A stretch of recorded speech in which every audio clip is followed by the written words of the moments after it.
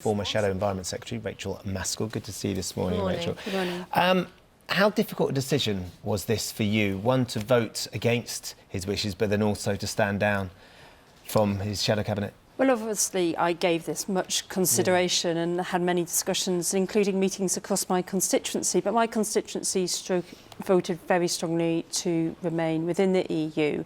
And when I came into Parliament, I changed my oath of allegiance and said that I would put my constituents first. So that I felt was very much my duty as a Member of Parliament to make sure that their voice was heard in Westminster. Yeah, the trouble is that, of course, it's this question between, is it your constituency that comes first, or is it the country that comes first?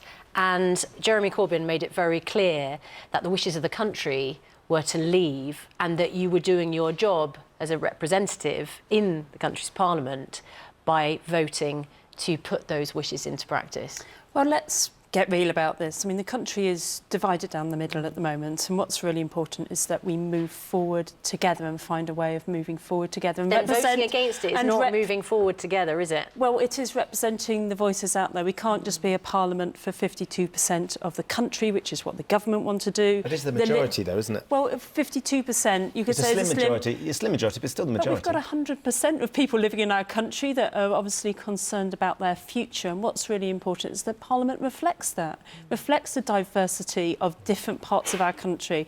If you look at the way that vote split, I represent a university, city, we're post-industrial in part, we've got other industries coming through.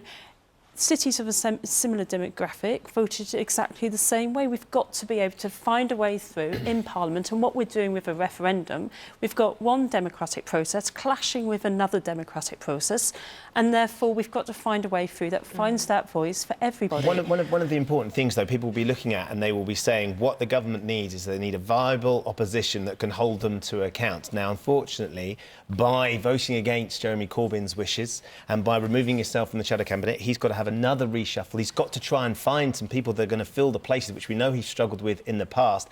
And it feels like, looking at it from the outside, that viable opposition, which is Labour, just isn't there at the moment. It's disintegrating because you felt the need to stand out. Well, that may be your spin on it, but let's look at a viable opposition. First of all, we drew a plan out of the Prime Minister. Then we dragged her to Parliament to discuss Article 50. Remember, she wanted to scurry away and have those discussions without any accountability whatsoever. That was Gina Miller's victory in the Supreme Court, though, wasn't absolutely. it? Not Jeremy Corbyn's. Well, we were right behind making sure that parliamentary democracy was upheld, so and we made that point on numerous Jeremy occasions. Corbyn and his leadership, the fact that 47 of his MPs went against his wishes. Well, if we look at Theresa May, what she's doing, she is very much saying, I want my own Brexit. She's ignoring the vote, which actually said we want to come out of the European Union. It didn't say, I want to come out of the single market. It didn't say, I want to come out of the customs union. That's why we're very much calling her to account. And the amendments we're putting down as a party next week is about making sure she just doesn't disappear in Brussels for 2 years, but she comes back to Parliament with rigour, and we will examine every single part of that negotiation, because it's absolutely right that we do so. It's interesting, isn't it? Because, Ben's talking about a viable opposition and whether, actions like yours actually weaken him as leader.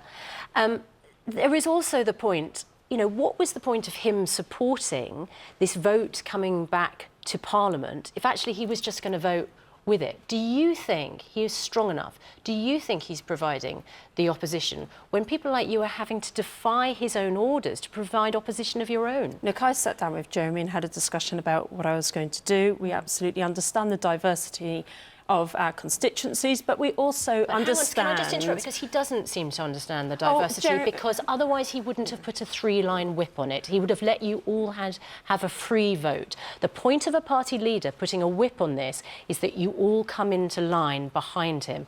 And the fact that you and 46 of your colleagues have defied him show that you don't respect that leadership. Look, Jeremy does understand, and if any leader in our party, Jeremy is the person who's been out on the streets of our country, he's come to my constituency, he absolutely does understand. But what Theresa May has to understand is that the country is divided over this issue, and therefore they didn't say, I want a hard Brexit.